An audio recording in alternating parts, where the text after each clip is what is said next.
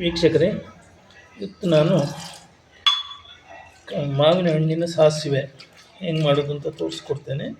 ಕಾಟು ಮಾವಿನ ಹಣ್ಣು, ಇದನ್ನು ಕಾಡು ಮಾವಿನ ಹಣ್ಣು ಅಂತಲೂ ಹೇಳ್ತಾರೆ. ಅದಕ್ಕೋಸ್ಕರವಾಗಿ ಒಂದು 12-13 ಮಾವಿನ ಹಣ್ಣು ಇದೆ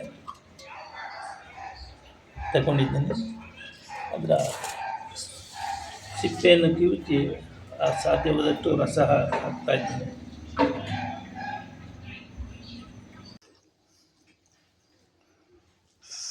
ಮಾವಿನ ಹಣ್ಣು ಸಾಸಿವೆ ಮಾಡೋದಕ್ಕೆ ಸ್ವಲ್ಪ ತೆಂಗಿನಕಾಯಿ,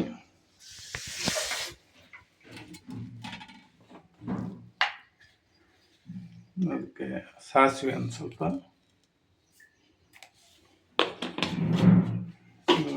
ಒಂದು 2 ಒಣಮೆಣಸು,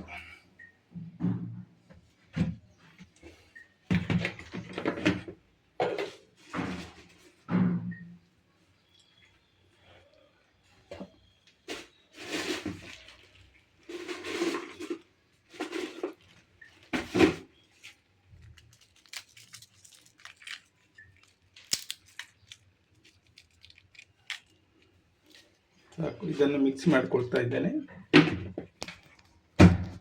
ವೀಕ್ಷಕರೇ, ಇದಕ್ಕೆ ಬೆಲ್ಲ ಹಾಕೋದು ಮರ್ತು ಬಿಟ್ಟೆ, ಈಗ ಹಾಕ್ತಾ ಇದ್ದೇನೆ. ಉಪ್ಪು, ಈಗ ರುಚಿಗೆ ತಕ್ಕಷ್ಟು ಉಪ್ಪು ಹಾಕ್ತಾ ಇದ್ದೇನೆ. ಉಪ್ಪು ಹಾಕಿ ಆಯಿತು.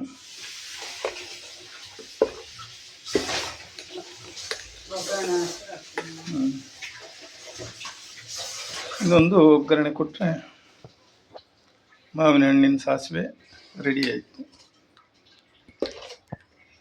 ಲೈಕ್ ಮಾಡಿ, ಸಬ್ಸ್ಕ್ರೈಬ್ ಮಾಡಿ ವೀಕ್ಷಕರೇ.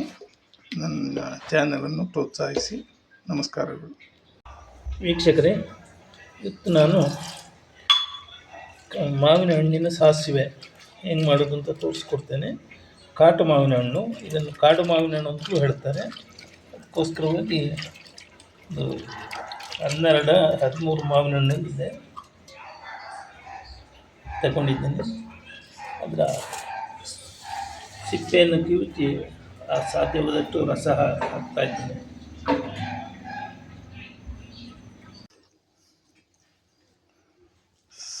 ಮಾವಿನ ಹಣ್ಣು ಸಾಸಿವೆ ಮಾಡೋದಕ್ಕೆ ಸ್ವಲ್ಪ ತೆಂಗಿನಕಾಯಿ,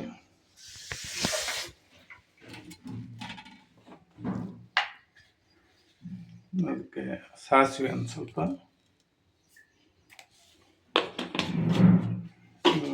ಒಂದು 2 ಒಣಮೆಣಸು,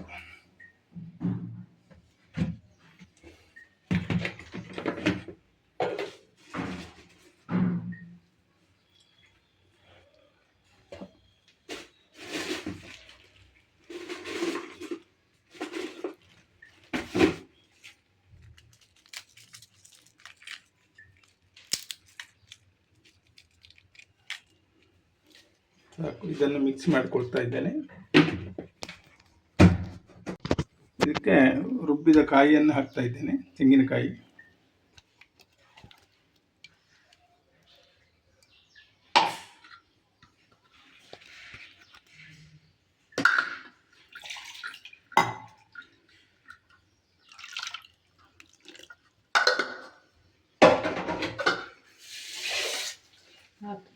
ಇಲ್ಲಿಗೆ ಸಾಸಿವೆ ರೆಡಿ ಆಯಿತು.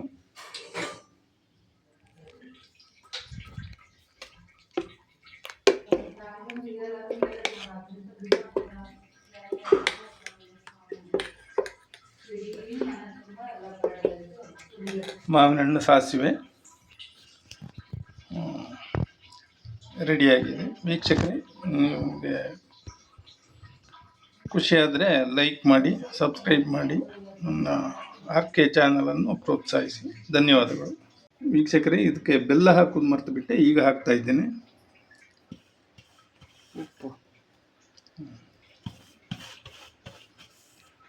ಈಗ ರುಚಿಗೆ ತಕ್ಕಷ್ಟು ಉಪ್ಪು ಹಾಕ್ತಾ ಇದ್ದೇನೆ.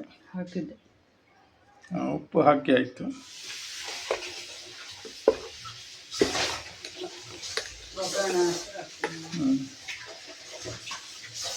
ಇದೊಂದು ಒಗ್ಗರಣೆ ಕೊಟ್ಟರೆ ಮಾವಿನ ಹಣ್ಣಿನ ಸಾಸಿವೆ ರೆಡಿ ಆಯಿತು.